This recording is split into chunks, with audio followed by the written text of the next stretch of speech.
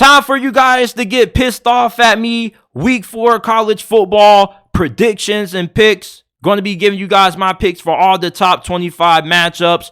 We got Miami going on the road to face Temple.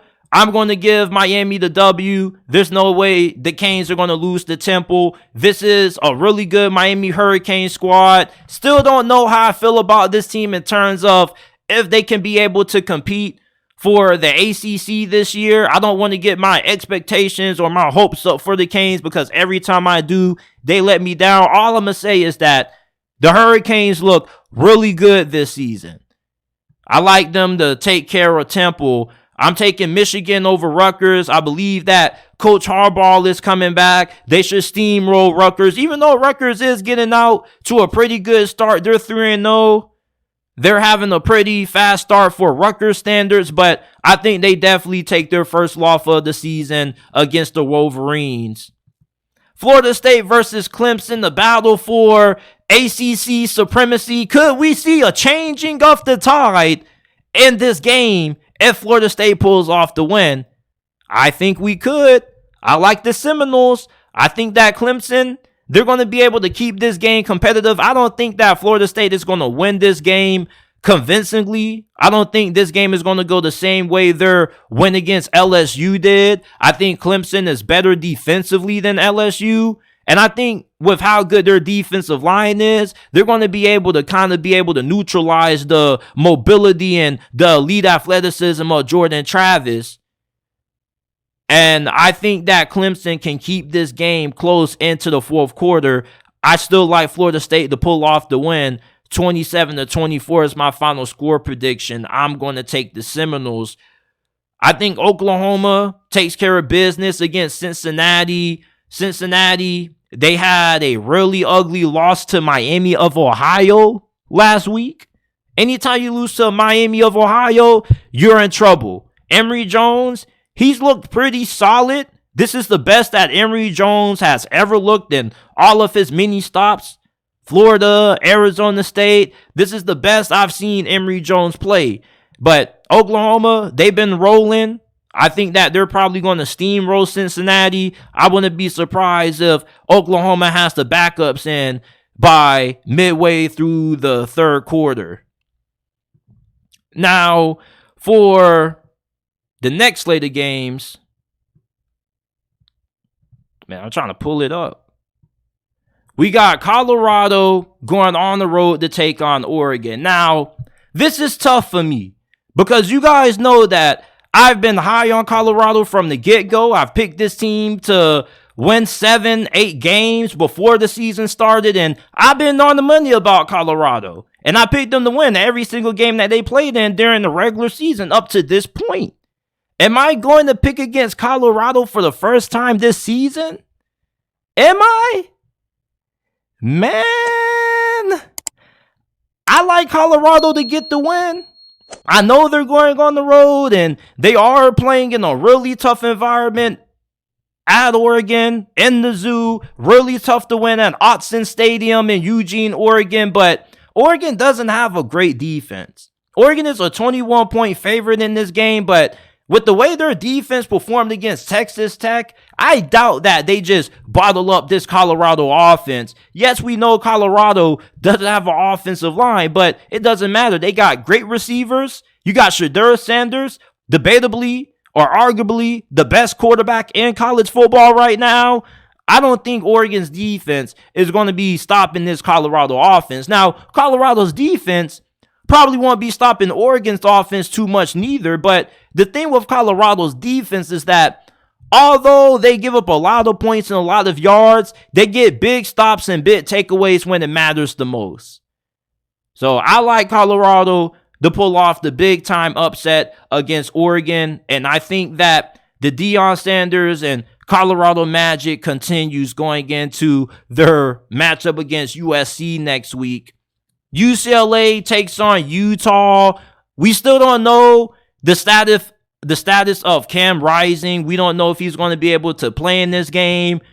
UCLA, they've been practicing like Cam Rising is going to play in this game, but there's a good chance that he still isn't healed from his injury. And when you look at UCLA, Dante Moore has looked really impressive. I mean, he doesn't even play like he's a true freshman. He plays like he's a freaking veteran in that he's been playing in college football for like the last 5 to 6 years. I definitely think that this is going to be a big test for him, especially going on the road in Salt Lake for his first big-time road game of his career. This could be a difficult game.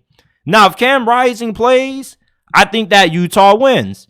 If Cam Rising doesn't play, I think that UCLA gets the win. And according to the reports that's coming out, it seems like we don't really know the status of Cam Rising, so I'm going to take it that he's still not going to be available to play. I like UCLA to get the win. UCLA, they're really good up front.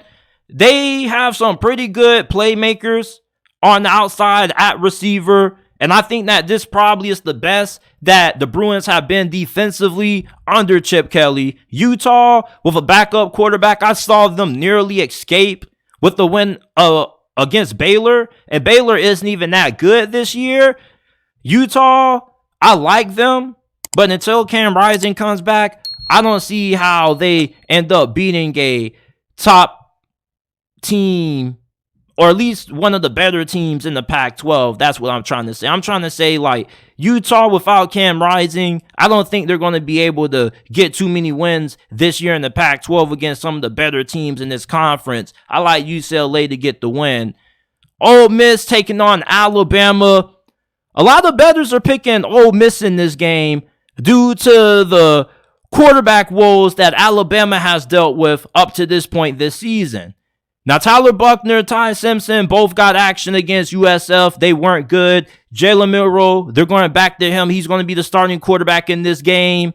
Alabama defensively, I question how they're going to perform against a really good Ole Miss offense. Jackson Dart has been playing really good football. They got some pretty good receivers. They got a lot of depth there. But I don't know about that defense. And Pete Golding is their defensive coordinator. And a lot of you Crimson Tide fans should be really familiar with Pete Golding as the DC. I don't think he's a good play caller. And I don't think Ole Miss defense has really improved all that much. Although they are really good at getting pressure on the quarterback. And Alabama's offensive line is still playing like garbage. But I still like the Tide to get the win. I'm sorry. Like, you can get mad at me all you want to if you're an Ole Miss fan. But it's still really hard to win on the road in Tuscaloosa. Say what you want to say about Alabama's quarterback problems and some of the concerns that they have on the offensive line and defensively, but I don't care. Like, you got to be still a really good team to beat Alabama, even in the down year. I don't think Ole Miss is going to go on the road and be the second team to beat Alabama at home this season. I just don't see it. I don't think they got the defense. Even though Alabama won't be able to throw the football that great, they still going to be able to have success running the ball at will against that Ole Miss front.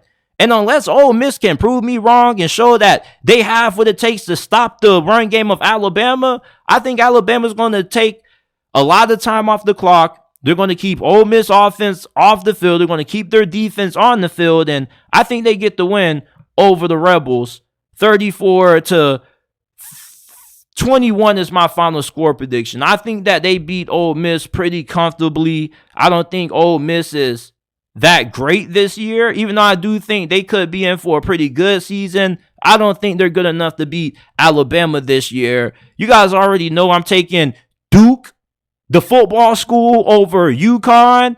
It's really surprising when you look at how good Duke actually is this year. Like, Duke has a really good chance at being able to win the ACC this year. That's how good Duke has been this year. Like, they could beat FSU. If they face off against FSU at any point this season, I think that Duke probably could end up winning that game. I think I probably would take Florida State to win if I was a betting man, but I think that Duke will have some pretty good chances. UTSA is taking on Tennessee. I like Tennessee to bounce back. UTSA, I know early before the season kicked off officially, many people were a little bit excited about this matchup because UTSA has been one of the better G5 schools in the last couple of years, but they kind of are having a down year. Their star quarterback, Frank Harris, he hasn't looked good.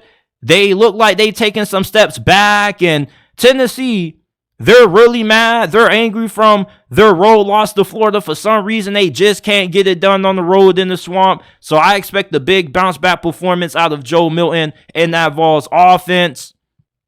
Arkansas versus LSU. You know, I might have to talk about this game tomorrow on tomorrow's episode, because this is one of the most underrated games of the Week 4 college football slate. Because there's a lot of implications that can come from the potential outcome of this game. If Arkansas wins, you look at LSU really differently, because that would be their second loss of the season, and they're already out of playoff contention, which is a little bit of a disappointment, because many people felt like LSU had a chance of being able to make it to the playoffs this year. So the fact that their season will be over so early will be a major disappointment. Now, if Arkansas loses, then I think that Arkansas fans get even more angry and upset at Sam Pittman, especially with them coming off a loss against BYU. If they get rolled by LSU the same way that Mississippi State got rolled, then I think that the Sam Pittman hot seat talk is really going to start to ramp up.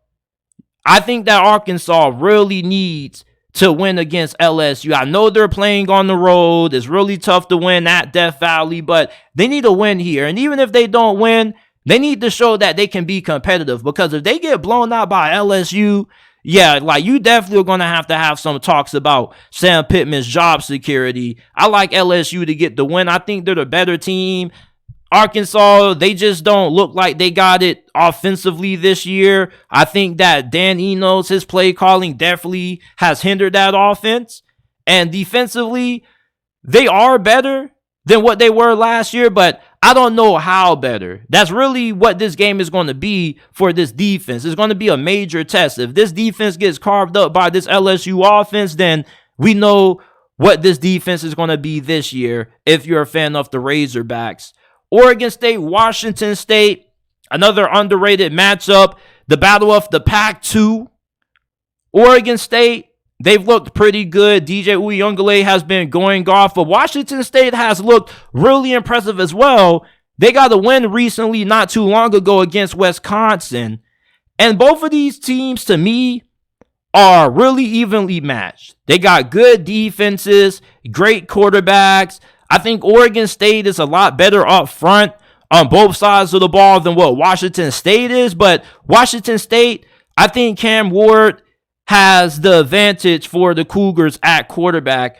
I think he's better than DJ Uyunglele. I think he's a better athlete, and I just think he's a better distributor of the football than what DJU is. Not taking anything away from DJU. Oregon State has the better overall team, but I can see Washington State pulling this win out. I think that a lot of people are a little bit sleep on Washington State. They beat a pretty solid Wisconsin team that most people think is going to end up winning the Big Ten West. And Oregon State, they're good up front, but I really like Washington State's offense in this game. I really think that if this game comes down to a shootout, I like Washington State to win.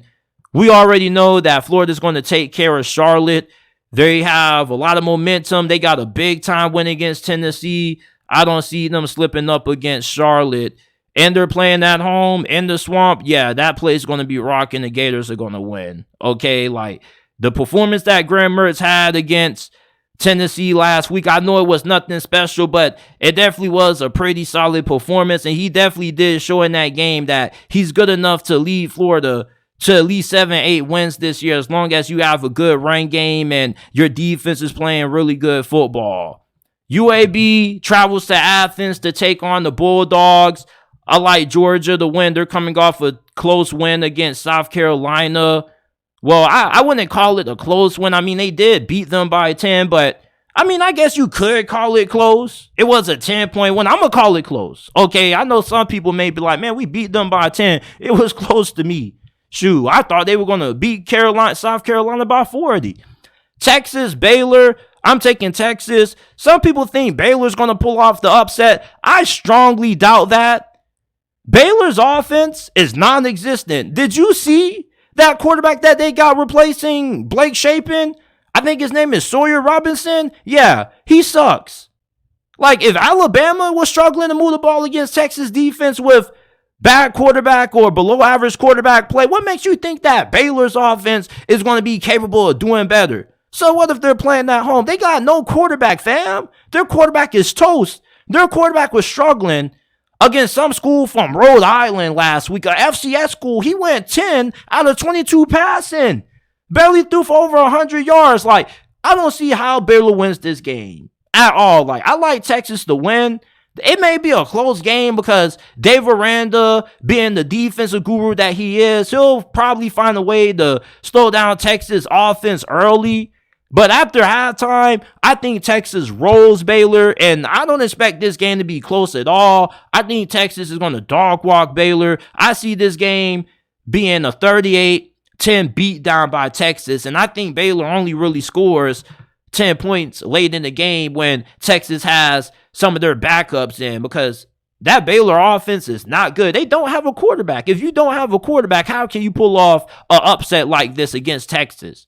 One of the most talented teams in college football. Not trying to sound like a hater of Baylor. Got a lot of love for Dave Aranda, but for the people that saying this could be a potential upset to look out for, I ask you, do you trust Sawyer Robinson?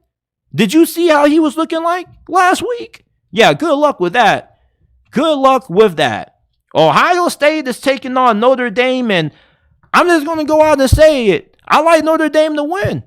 There's this narrative that Notre Dame can't compete with the big boys. Well, the reason why Notre Dame has came up short against teams like Ohio State and Clemson and Alabama is because they don't have the quarterback needed to beat those kinds of teams. You need to have phenomenal quarterback play if you want to be able to knock off one of the elites of college football. And Notre Dame has that this year with Sam Hartman.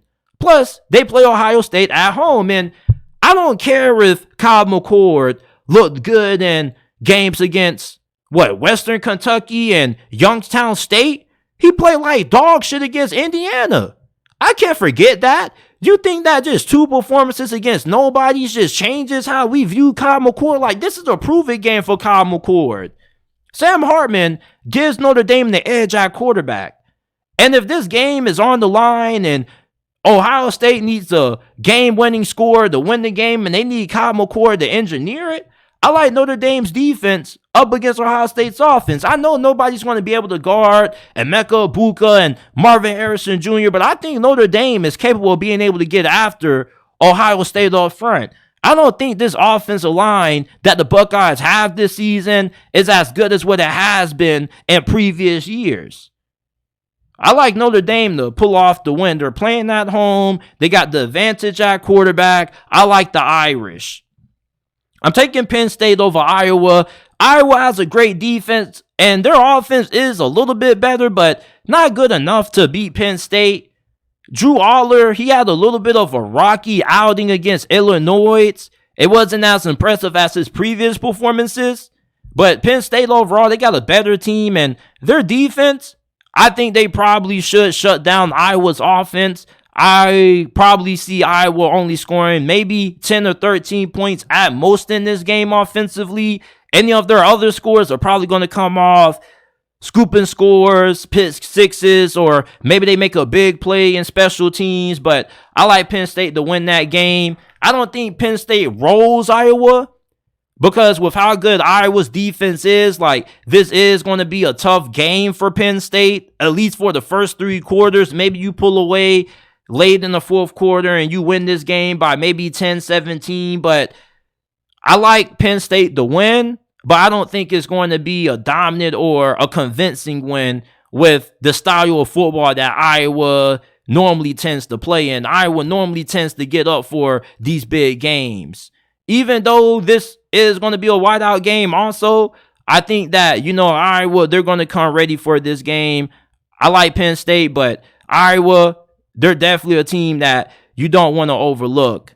Now, we got UNC taking on Pitt. I'm going to go with UNC.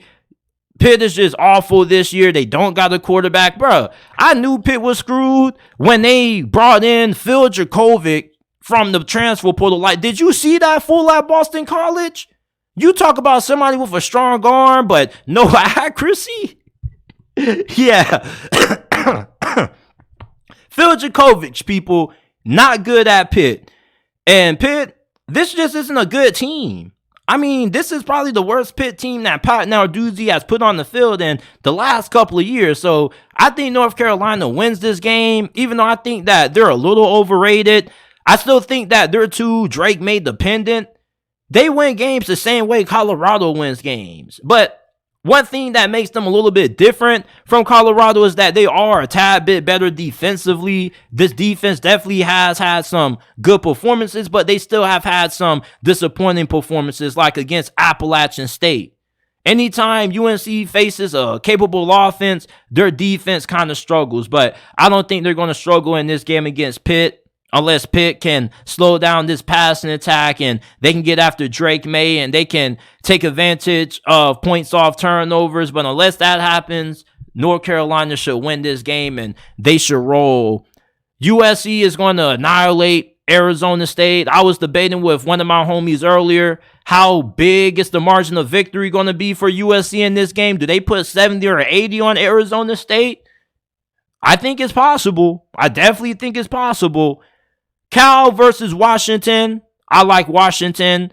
Cal, they gave Auburn a fight a couple of weeks ago. They didn't come out with the victory, but they came out competitive. I definitely liked the fight that I saw from Cal, but, you know, they lost that game, and it's not like Auburn is going to be anything special this year, so I think that they're going to lose to Washington by at least 3 possessions. Washington right now looks like a top 3 team in college football. I know they play in the Pac-12, but that's how good they've been playing this year. Their defense looks pretty good. Their offense has picked up from where it left off last year. Washington looks like the best team in the Pac-12 in my opinion. This is it for my Week 4 college football picks and predictions. Give me your picks and predictions down in the comment section down below. Let me know what games you disagree with, what games you agree with me on.